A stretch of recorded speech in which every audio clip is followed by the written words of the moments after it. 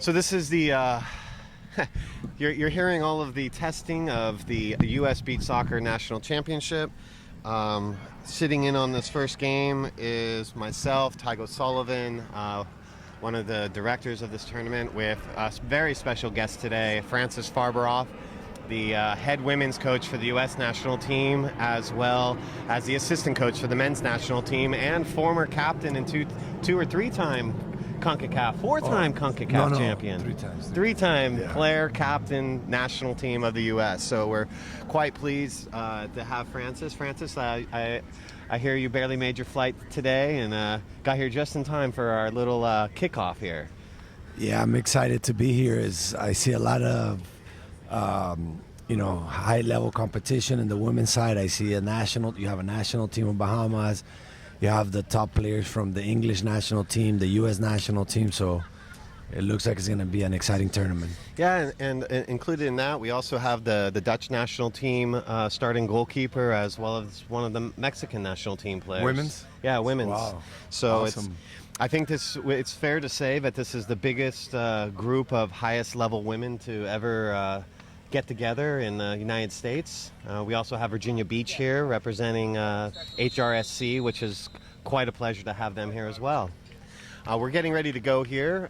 We've got fields 1 and 2 starting off today. On the field 2, which just kicked off, has HRSC battling against the Bahamas national team. And we're just waiting on field 1 here for the referees to do the little walkout and get us officially started. And we're real happy with the teams that are here. We've got teams from, we mentioned, Virginia Beach. We have teams from Florida. We have a youth team that is based out of Iowa that actually won in the Chicago event and has come out here to try and beat the hometown favorite Oceanside in the 0-3 girls bracket. You'll see the first half of that competition at 4 o'clock this afternoon. We're just waiting for the head refs to get this going now. A well-known Oceanside ref, Dino, is going to be one of the 2 main ones, and then we have a number of FIFA referees that have come up from Mexico for this tournament. So we're pretty excited. From what we understand, we have high-level refs, high-level women. Almost every national team player from the U.S. is here, as well as such a great conglomeration of other female athletes really going to be able to show the talents of the women's game and how it has grown over the last 2 years. As many of you know, in the beach soccer world, Juan Cusco from Beach Soccer Worldwide is the master in sergeant and leader of our sport, representing FIFA and the overall growth of beach soccer. And when I sat down with him in the Bahamas 2 years ago, he said that the biggest concentration was trying to open the door in the U.S., which has really been the case since I was coaching the national team. But it was gearing now towards focusing on the women's side of beach soccer to see the real growth and the balance come to be. How do you feel, Frances, about what you've seen so far with the women's game and how it's starting to grow? Oh, I think there's a lot of potential here in the U.S., not only in the U.S. but in the world. I think women's beach soccer is it could be something that could easily explode and come onto the scene and has a lot of potential.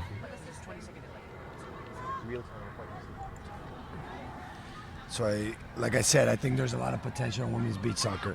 Just like kind of like how women's beach volleyball exploded in the Olympics and it became something really big. I think women's beach soccer could be the same. Yeah, I can't disagree with you. And it could help the men's it can help, the men's sport already is at a FIFA level, World Cup level. It has a lot of competitions, but I think the women's game can actually propel the men's sport as well. I can't disagree. I can't agree with you more. Yeah, we're pretty excited here. The crowd is starting to trickle in to catch this first game. We would like to mention a special thanks right in the beginning to the San Diego TMD, who has helped finance a lot of the operations in the city of San Diego's tourism board, who came to us wanting to bring this event to San Diego and had the foresight of seeing the type of international and domestic competition to be able to bless this beach in South Beach, which there's never been an event like this here before here, and we're quite proud and honored to be able to be on this part of the beach. So we're looking forward to seeing this game kick off. We're let's see. We're still in test mode here. Can you hear me? Oh, it hasn't started? No. Well, no, we're live, but we're also trying to see how late this game is now starting. We're 3 minutes in. All right, here we go. So this game will be done by SoCal's lead referee Dino, and the other referee we know is a Mexican national FIFA level ref, but unfortunately we don't have his name since we're still working through the kinks here. Great to meet you. Do I post up anywhere?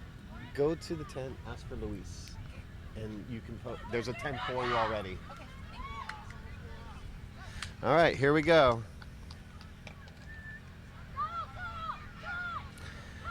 Starting for NorCal, in the back, it looks like we have, well, waiting for them to kind of get in the spots. We have Kylie Quigley, number 3, playing on the wide left. Allie Hill playing on the wide right. She just got honored this past week as the number 3 goal overall of the World Winners' Cup in Turkey that they competed in. Janae Sansari Warp and Lou Arsenal from Canada, who's been playing with NorCal for some time. And there we go with the first attempted bike kick by Sansari Warp. On the side for Shoreline, starting up top, we have number 9, who is Jillian Finley. Jennifer Munoz gets the first shot of the match off, wearing number 6. Looks like we have Brittany. Is that, yes, I think it's still working through our rosters here. You'll have to pardon our moment of time here.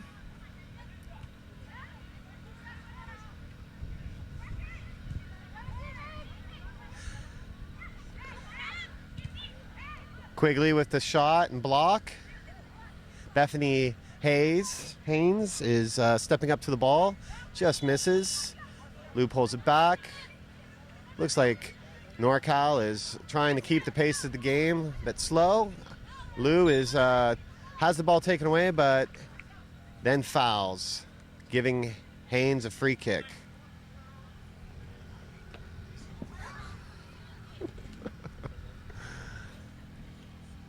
So, what's her name again? She's your back? Megan. That's Megan. Oh, yes, of course. Hey, Megan Wharton playing in the back with Shoreline. So all the girls are American from?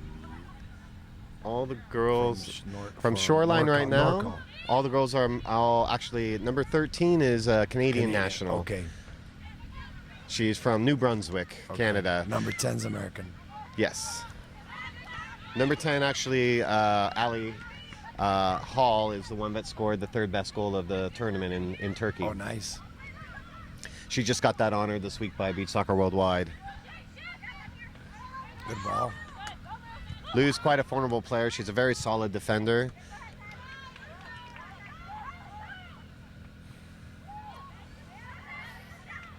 Hall with the steal. Coming back. Captain of the national team, Megan Wharton, is on Hall now. Drops out to Lou. Lou lifts. Goes in for Quigley, and great challenge by the goalkeeper to win the ball, who quickly goes wide to Munoz. Munoz tries to drive the middle, and very intelligently they let the ball run through to the goalkeeper, who quickly pushes it outside the goal. Ooh, a little mishap there. Early game touches. Oh, Samantha's playing with you guys. Yes, Samantha came over to us. She contacted us, and we were more than happy to accommodate the NorCal team. Hey, Luis. Yeah.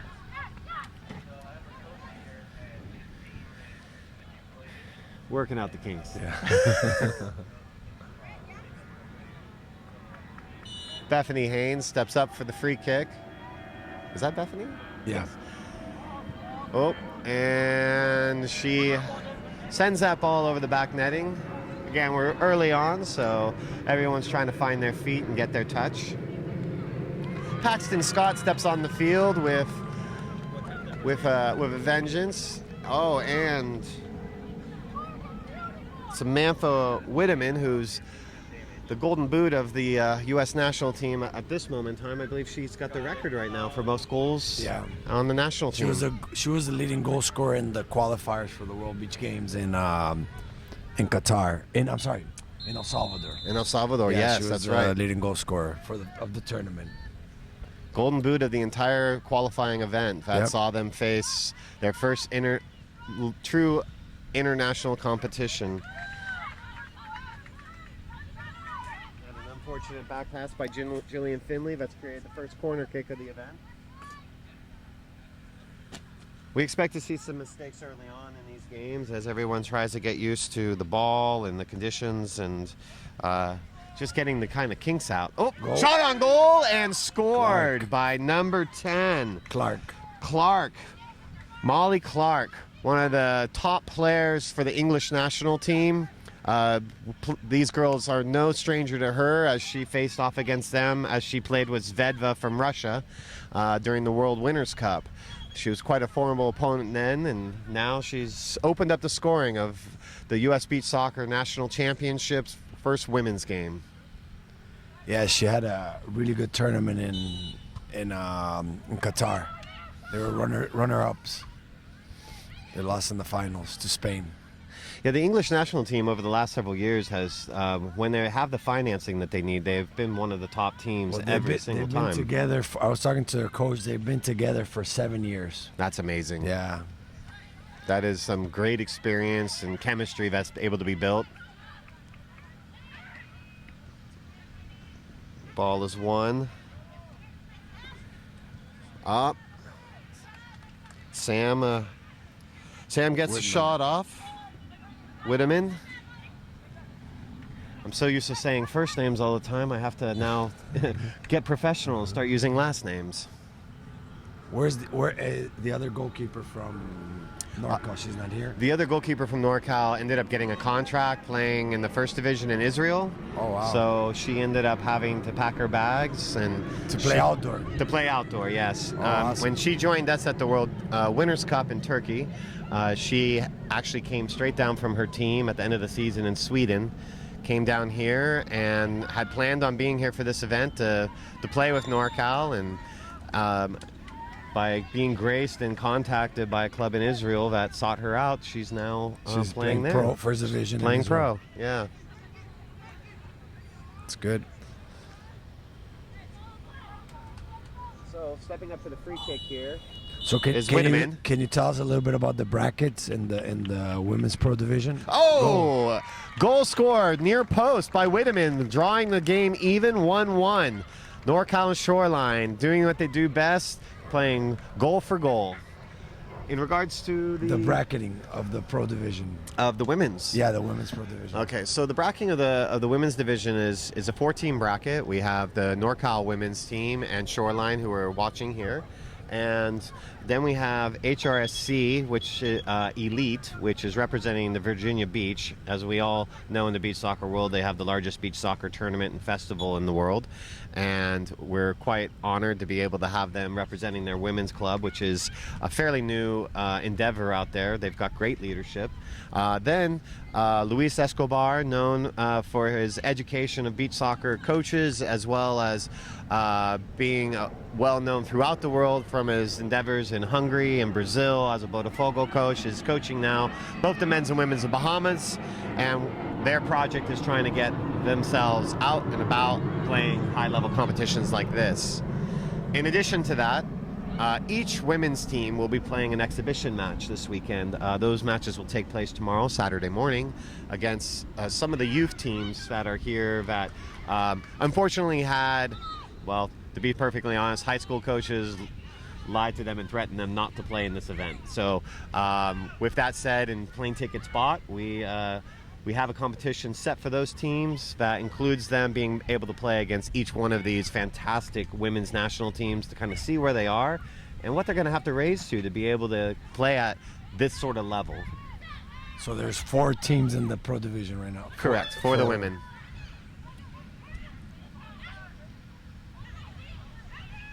Quigley with a shot, gets blocked and deflected out for a corner kick.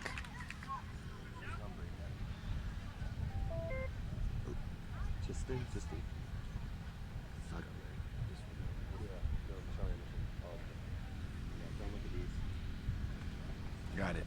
Coaches got their rosters into us a little late, and the numbers aren't in order, so we're playing the best game we can of Go.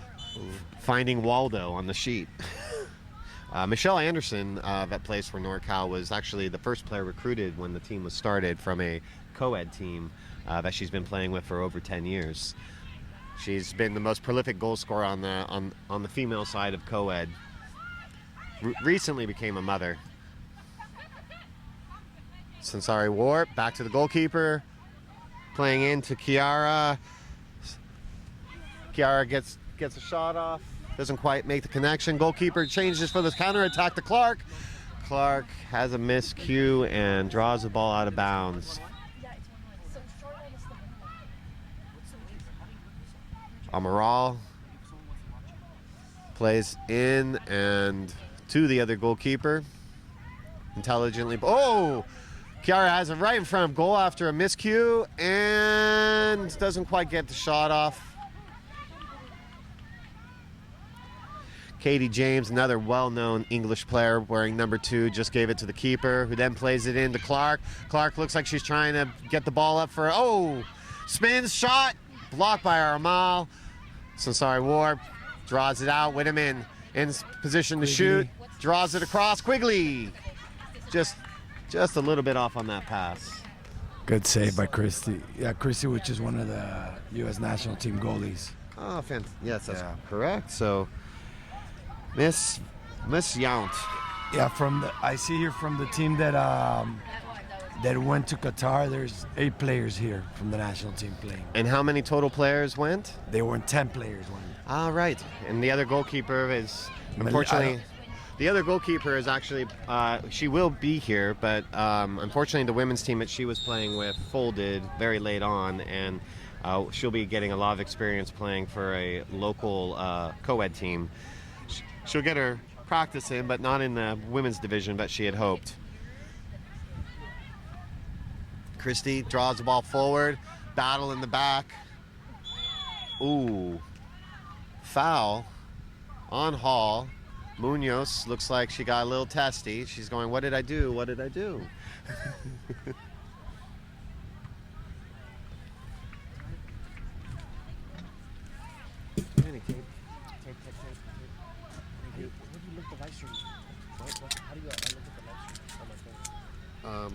You gotta download my Cujo app.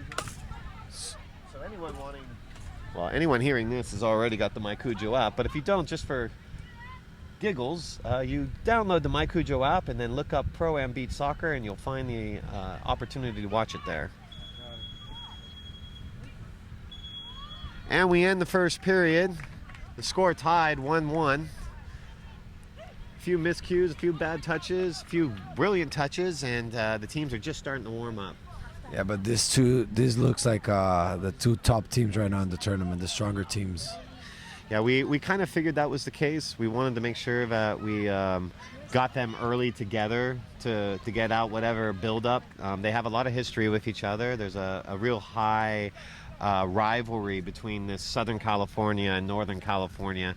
Just by it being Southern California and Northern California, we're almost like 2 different worlds, just to start off the fact. So, and then throw in their history of playing against each other, there's no doubt that these teams are revving to go against each other. So with that in mind, we wanted to have them face first.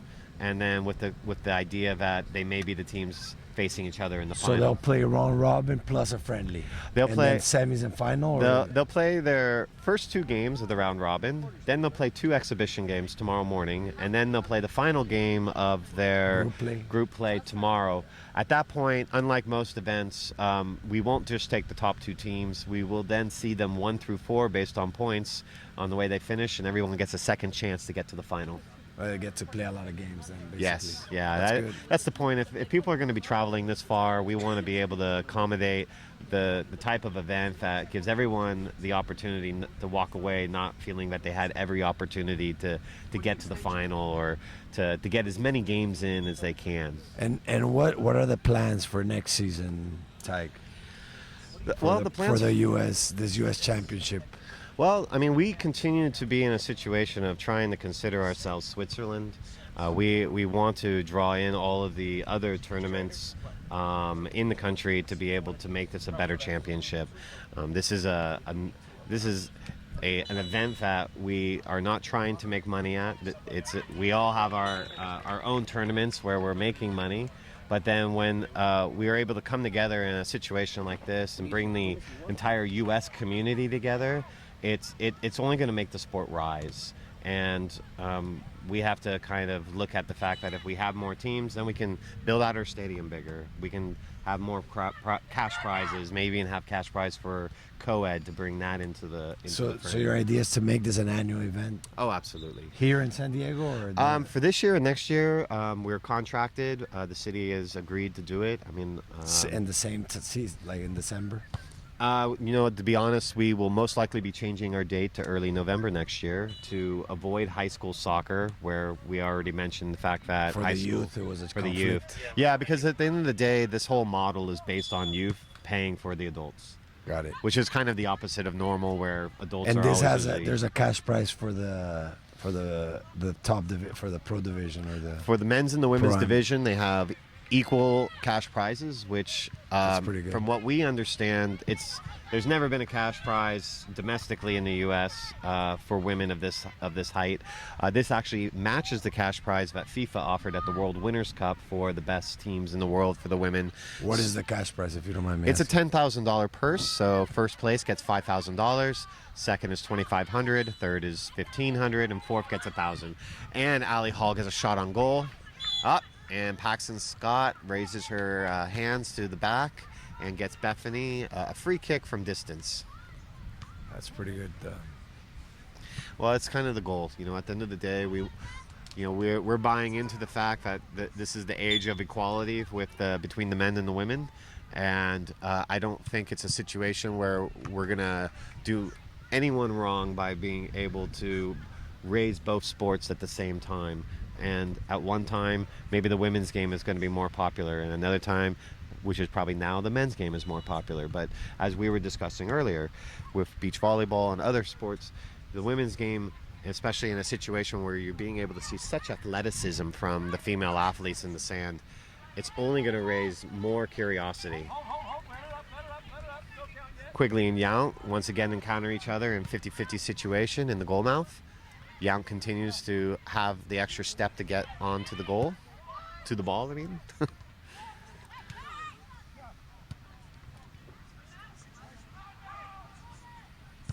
So what we saw there was Bethany in the corner trying to get a cross off by lifting and hitting a bike kick.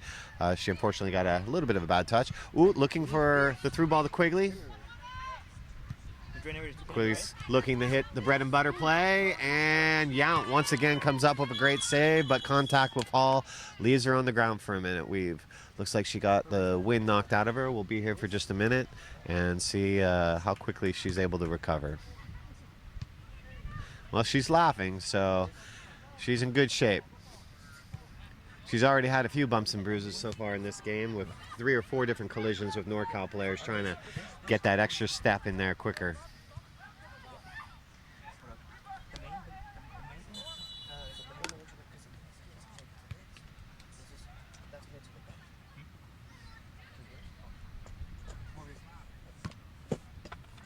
All right, Yount's able to rise from the field.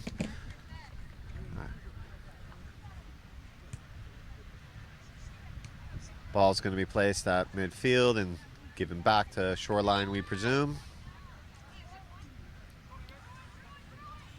Janae, Sansari Warp, touches it back to Yount, and we continue on. Yount's delivery. Tries to find Megan Wharton down the sideline, rolls out of bounds. Quick counterattack.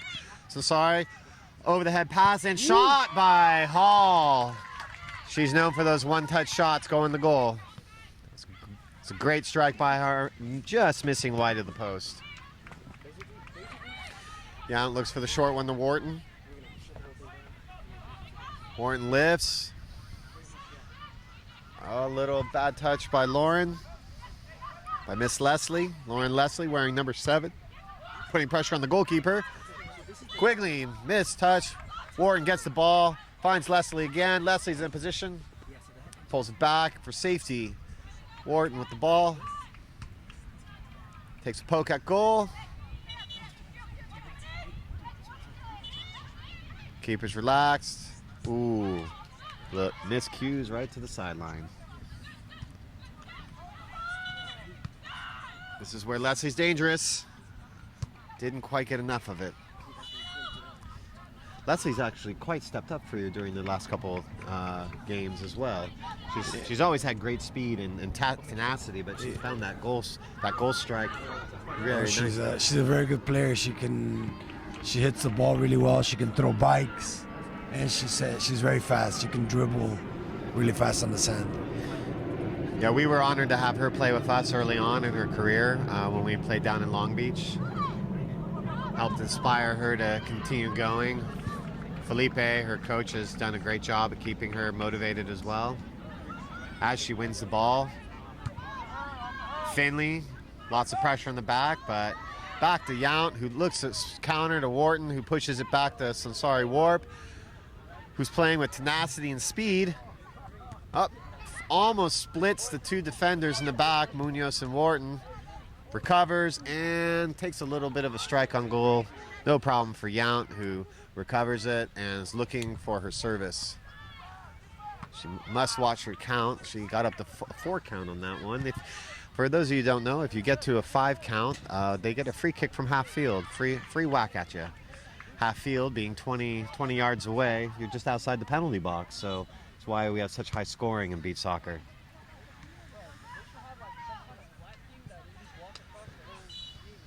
Yount out to James, back to Yount.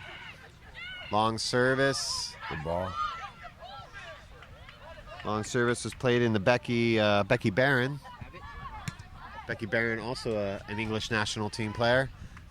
Yeah, right now they have 3. They're going in together at the same time. Yes. The 3 English national team players. They rotate together. Finley finds Whitteman. Whitteman turns, shot, blocked, shot again, and goal! Whitteman with the brace, raising the score 2-1 for NORCAL versus Shoreline BSC. Second goal by Samantha in this game. Yeah, she's very, very strong and fast. Quite a talent.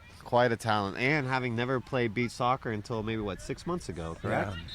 Yeah. But I think she played in the NWSL. She played for Orlando.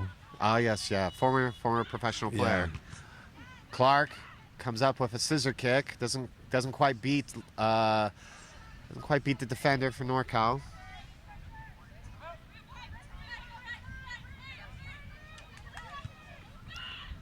Brittany Cummins tries to knock it forward, puts a little bit too much on it for Whitteman to be able to make a move at it.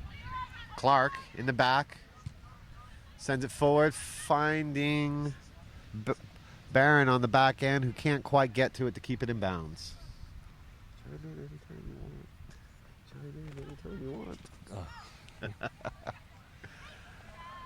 Amaral with Whitteman with a little shirt jersey pull, trying getting around James, gets to Yount, comes wide to James, back to Yount. She's finding Clark.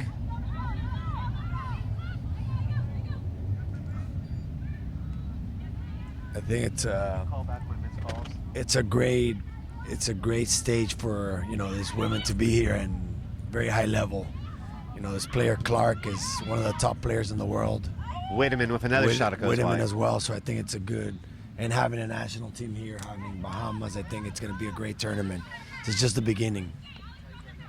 And we're very excited about what may come of this in the ways of skill and opportunities on goal.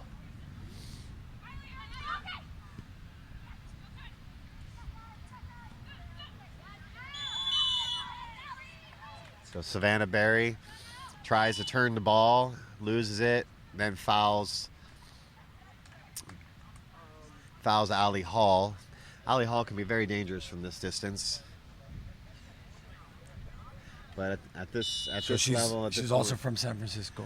She is. She's from the Bay Area. Okay. For those in the Bay Area, she harbors herself in the peninsula, but currently lives and moved near Ocean Beach, where she trains multiple times a week with Kylie Quigley and Jillian Finley from the NORCAL team. These girls are training anywhere from 2 to 4 times a week when competitions are coming. Savannah Berry on the ball.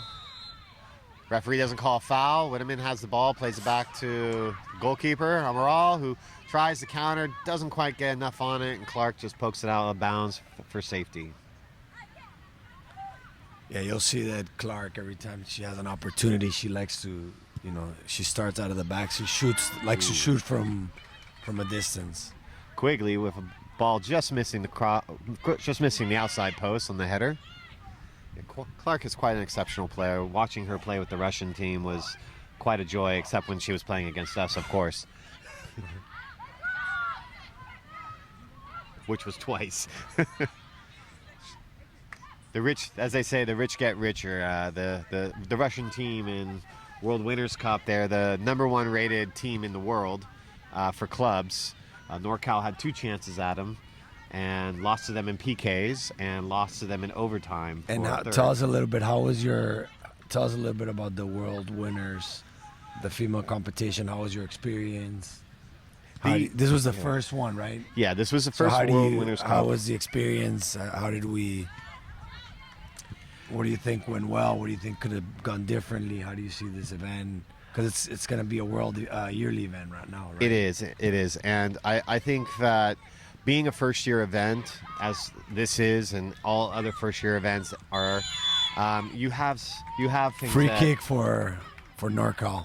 You have little things go wrong, like transportation and things like that. But at the end of the day, the competition, which is what it's most about, and the atmosphere was amazing.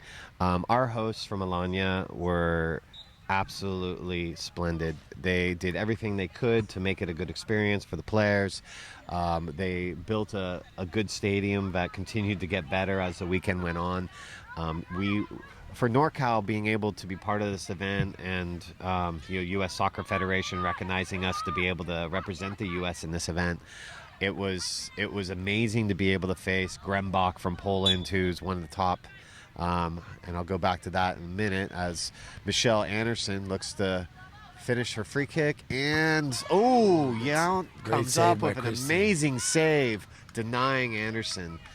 But we had Grembach, we had Tokyo Lakos from Japan, and Pavia from Italy. And the Pavia team from Italy, I mean, there was maybe one Italian on the team, but it was basically the Brazilian national team. Wow. And so the competition level was absolutely amazing.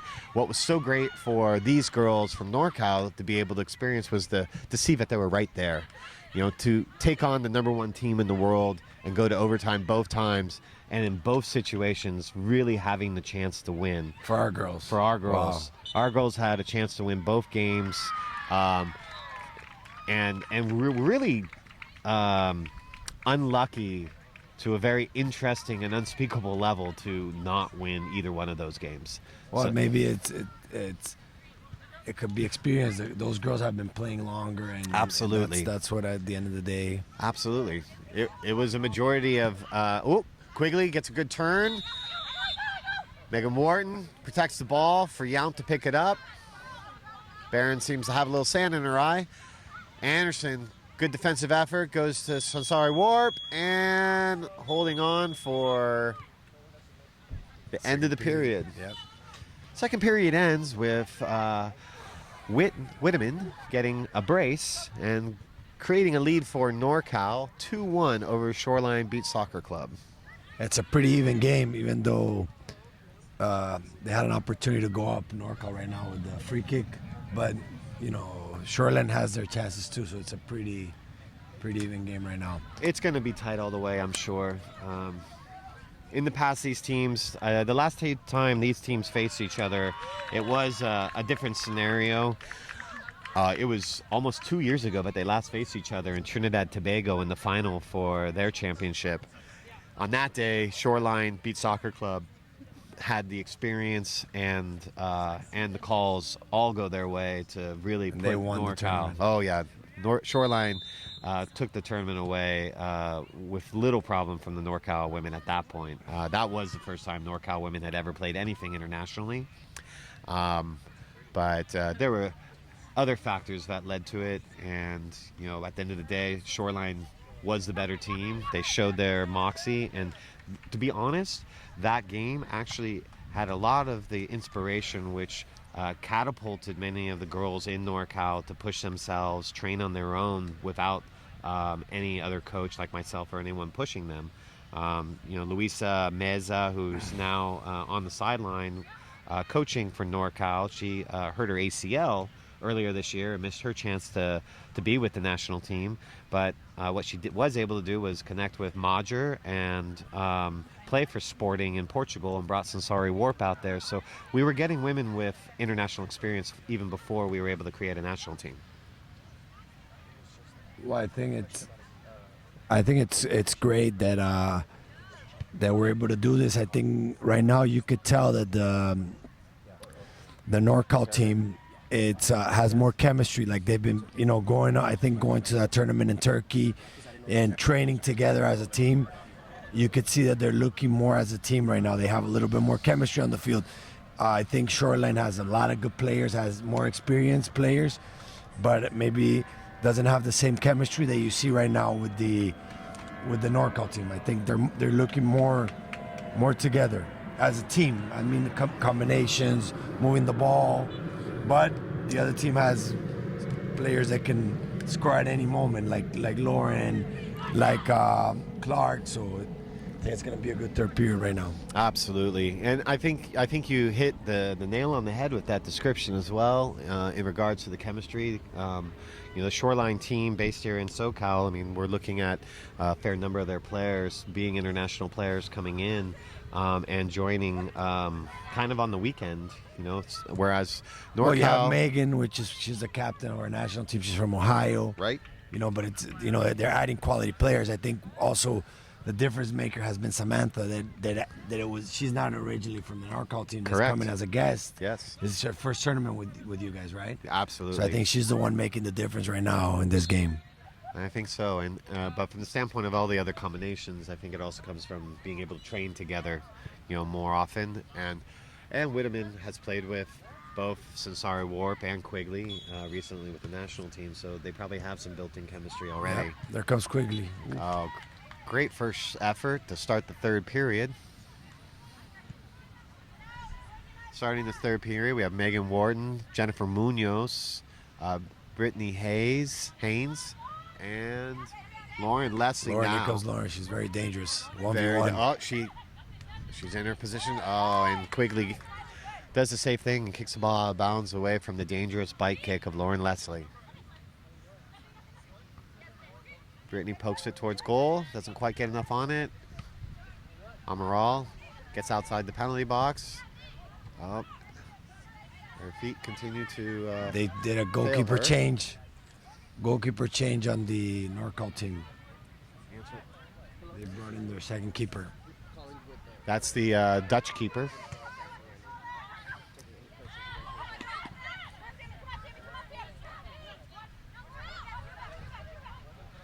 Trying to remember the Dutch keeper's name right now. It's on the left one. Oh, it's Annalise, yes. Annalise Martin. Oh, that's silly, right at the top of the list. Sometimes the things that are hiding in plain sight are the hardest ones to find.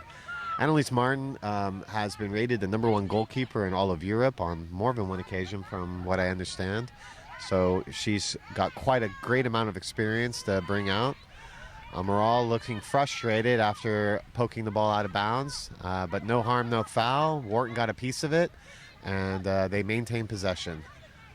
Amaral trying to work out the kinks right now, and she'll continue to do so. Amaral is not as experienced as a keeper as what we have on the other teams, but she's a great shot stopper, and she's kind of working through the kinks, trying to find her comfort level. As with so many athletes, I mean, a lot of times the worst enemy is yourself, and getting down on yourselves when you make mistakes. Amaral's grown quite a bit. She's not been as harsh on herself, and we can see she's made a mistake and immediately asks for it back and does something good with the ball. Ooh, Leslie with a shot. Great save by the keeper.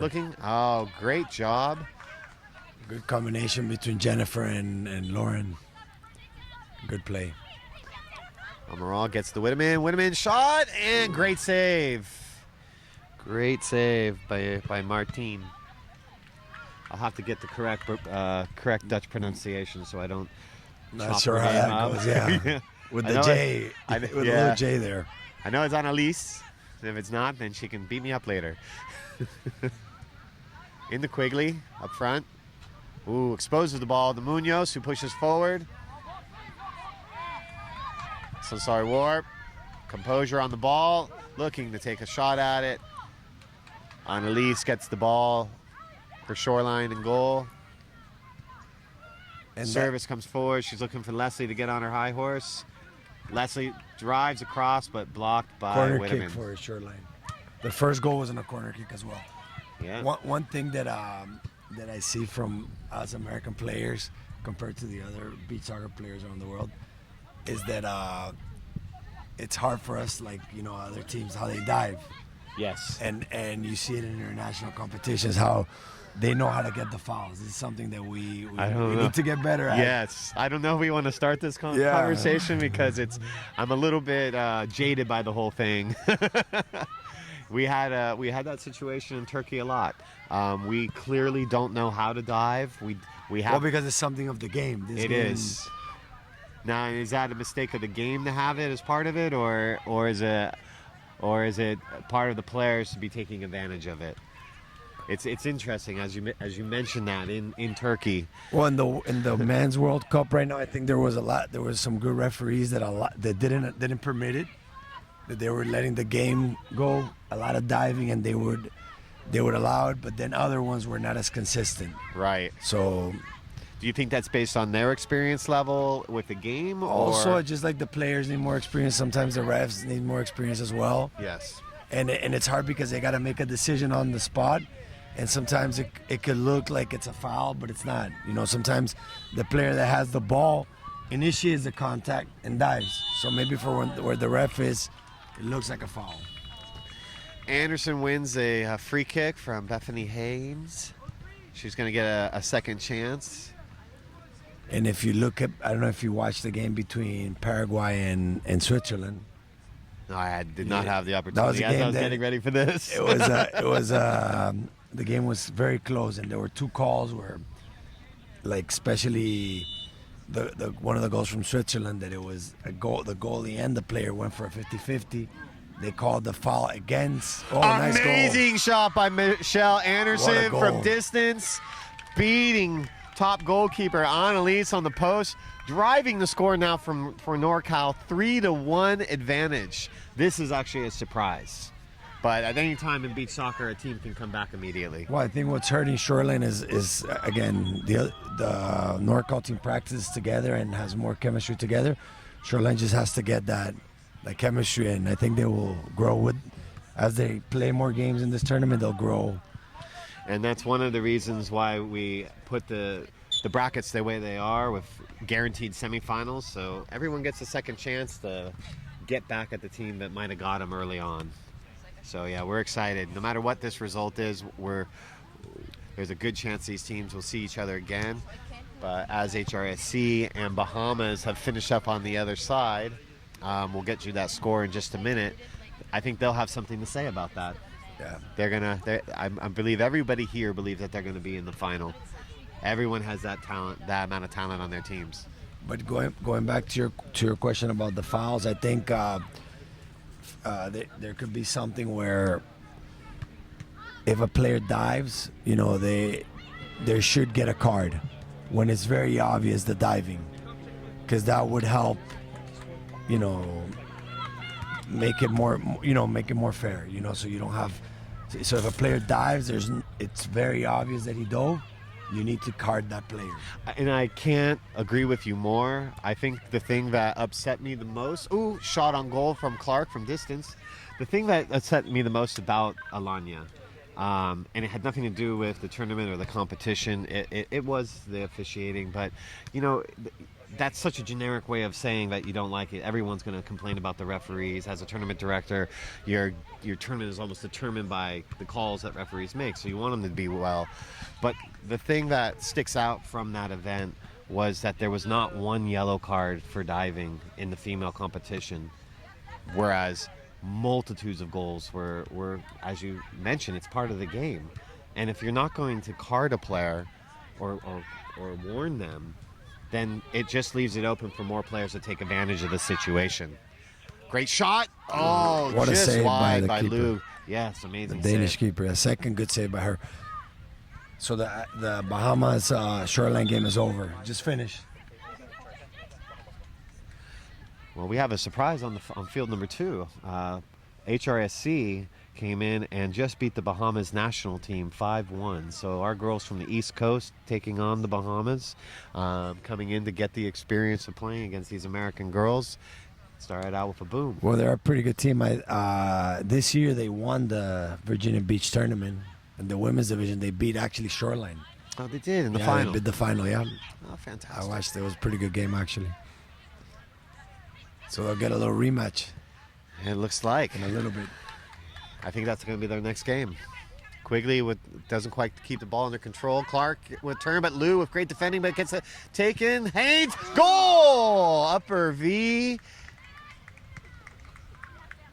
Oh, and that was not Bethany. I'm sorry. Savannah Berry. Savannah Berry with burying the ball in the upper corner. Sorry for the lack of credit. I realized that the girl didn't have a sleeve of tats down her arm, and I knew it wasn't Haynes anymore. Yeah, the next game is 4 o'clock. It's going to be, you're right, it's Shoreline. Shoreline against HRSC Elite, yep. And that then will be Bahamas will play NORCAL. NORCAL, yep. 3-2 right now. Ali Hall with the shot on goal. Annalise gets the ball back. A little miscommunication in the back. Ali Hall does a brilliant job of holding off the player for Amaral to get the ball. She plays it out to Lou.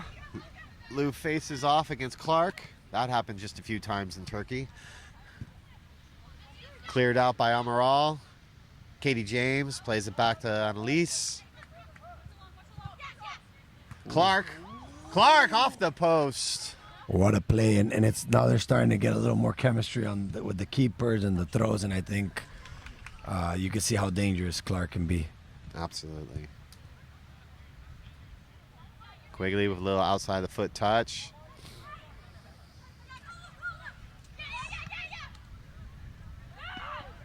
Katie James creates more space for herself, looking for the bike, up, and foul on Lou.